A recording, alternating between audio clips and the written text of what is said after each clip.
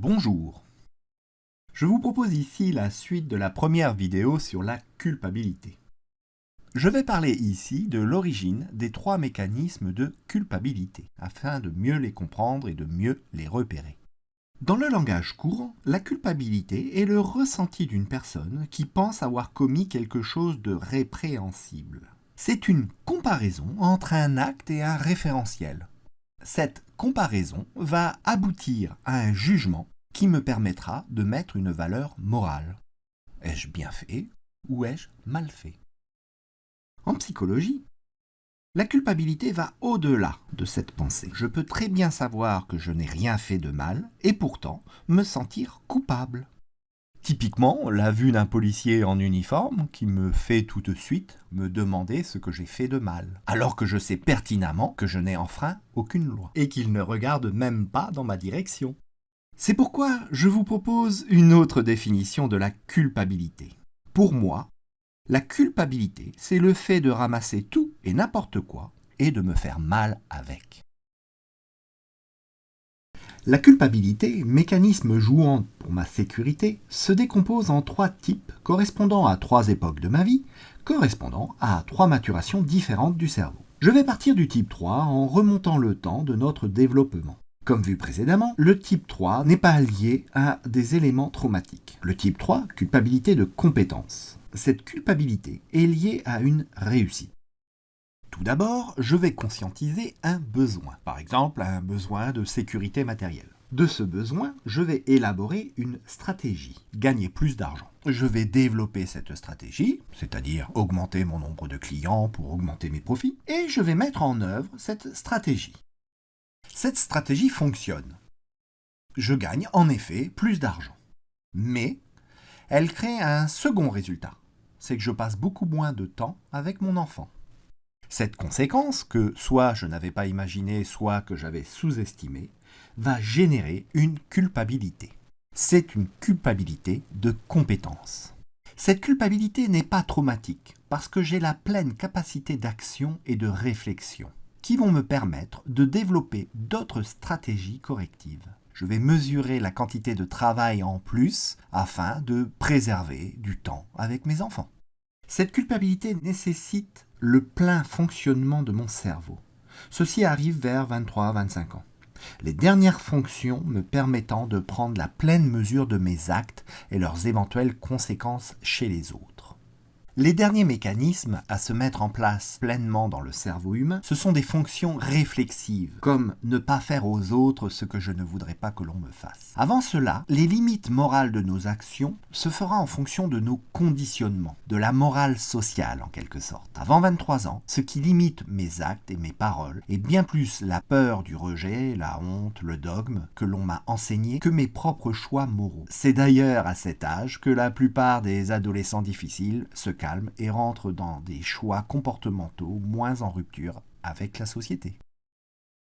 Revenons à la culpabilité de type 3. Si mes actions correctrices fonctionnent mais que je ressens toujours de la culpabilité, c'est certainement le signe que je porte en moi une culpabilité de type 1 ou de type 2.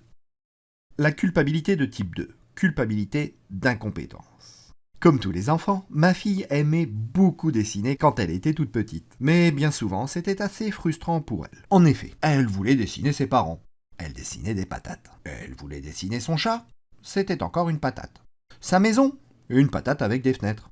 Elle avait un vrai don pour dessiner des patates. Malheureusement, elle en souffrait et ressentait de la culpabilité, se trouvant nulle. Bien évidemment, sous cette forme, la culpabilité d'incompétence n'est en rien traumatique, mais bien plus l'expression d'une frustration qui a besoin de soutien. Voyons maintenant les aspects traumatiques de la culpabilité d'incompétence. Comme dit dans la précédente vidéo, la culpabilité est un mécanisme de sécurité, de protection. Une croyance qui raconte une histoire qui me permet de remettre du sens là où j'en manque et qui me fait souffrir. Prenons l'exemple de parents qui se disputent. Régulièrement, va éclater des disputes, des tensions. Pour un enfant de 4 ou 5 ans, c'est incompréhensible. Il ne peut pas comprendre pourquoi ces deux adultes qu'il aime le plus s'écharpent à la moindre occasion. Cette situation va le faire souffrir, certes, Mais ce qui va le plus le faire souffrir, c'est l'incompréhension de ce phénomène. D'autant plus si cette guerre est récente et qu'il ne l'a pas toujours connue. Il y a de fortes chances que son système aille chercher la croyance en sa culpabilité pour remettre du sens. Un simple "c'est de ma faute" qui va permettre de reconstituer de la cohérence dans la chaîne logique de ce qu'il est en train de vivre. Tout allait bien dans ma vie, et maintenant, des disputes à répétition. J'ai dû faire quelque chose de mal. Mentalement, un enfant ne peut pas comprendre des situations que les adultes eux-mêmes ont du mal à comprendre ou ne comprennent que très partiellement. Jamais un jeune enfant ne se dira « mes parents sont dysfonctionnels ». Ce schéma fonctionne pour toutes les situations. Des parents violents, imprévisibles, en cas de maladie, de dépression, de séparation, de rejet. L'enfant va vivre une incohérence qui va le mettre en danger. Il va chercher une croyance, c'est de ma faute. Ça va le soulager de cette incohérence. Non seulement cette croyance va remettre de la cohérence, mais aussi lui redonner du pouvoir sur les événements qui le dépassent. Et oui, de ressentir que c'est de ma faute, s'il se passe cette situation, c'est que j'ai le pouvoir de l'influencer. Dans les situations extrêmement tendues ou carrément de maltraitance, du fait de l'incohérence, le cerveau est en danger. L'incohérence peut rendre fou. Remettre du sens préserve le cerveau de cette folie. Plus les situations complexes vont se répéter, plus le mécanisme de la culpabilité va se renforcer. En effet, comme toute croyance, elle se renforce par la répétition, comme un mantra infini.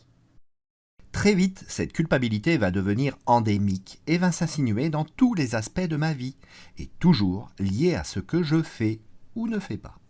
Ainsi va revenir en écho en moi toute une série de petites phrases culpabilisantes. C'est de ma faute, je n'aurais pas dû, je suis nul. C'est toujours moi qui, je n'y arriverai jamais. Il faut que je, etc., etc. Ce mécanisme va d'autant plus se renforcer que des pans entiers de notre société reposent sur la dominance par la culpabilisation. L'école, le travail, la société va nous apprendre, nous répéter que nous ne sommes pas à la hauteur, que nous sommes médiocres, mais aussi l'inverse, que ce n'est pas de notre faute, que nous sommes des victimes, jouant ainsi sur la culpabilité et la déculpabilité afin de tirer un maximum de servilité et de soumission dans une dépendance absolue. Mais je m'éloigne de la psychologie. Je disais donc, une fois adulte, la culpabilité va devenir un mécanisme des plus puissants, créant en moi un procureur qui va attaquer chacun de mes actes et duquel je ne peux me soustraire. Ce faisant, cette culpabilité va créer une nouvelle souffrance terrible en moi.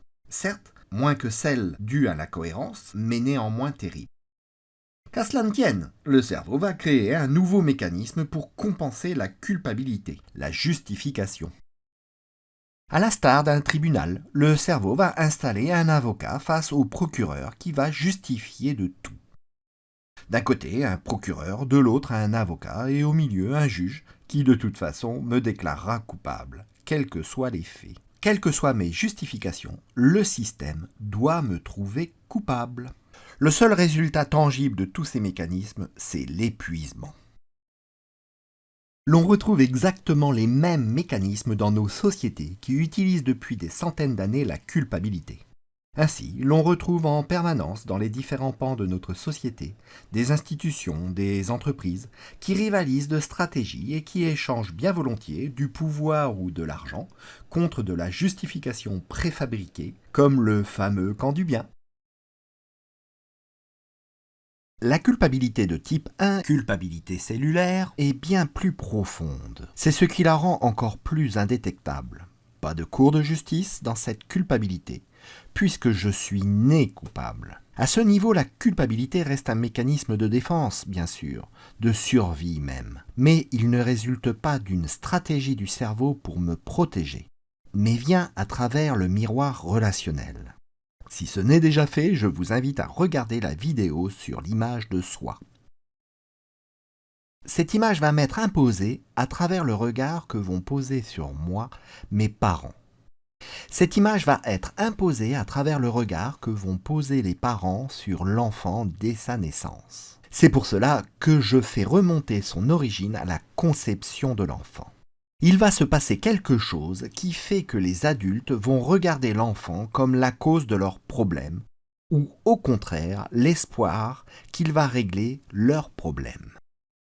À la conception, on peut retrouver des enjeux liés à une grossesse non désirée, à une obligation de mariage, l'arrêt d'études ou d'une carrière, mais aussi toutes les douleurs et maladies liées à la grossesse, ainsi que liées à l'accouchement, comme un accouchement difficile, angoissant, par trop douloureux. Mais aussi l'autre face de cette pièce, c'est-à-dire tous les espoirs déraisonnables liés à cet enfant.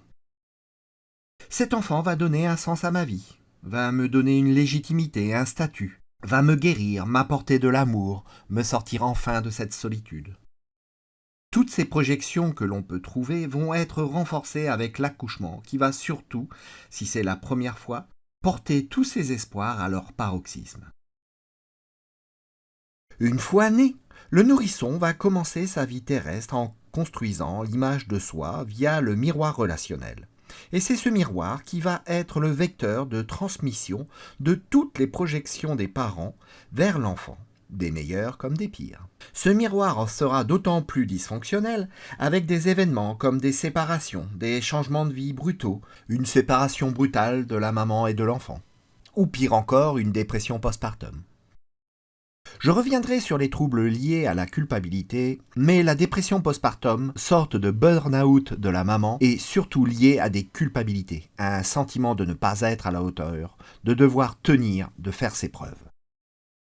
Cet enfant va donc, à l'image d'un disque dur, charger les données de son système d'exploitation qui vont lui permettre de savoir qui il est.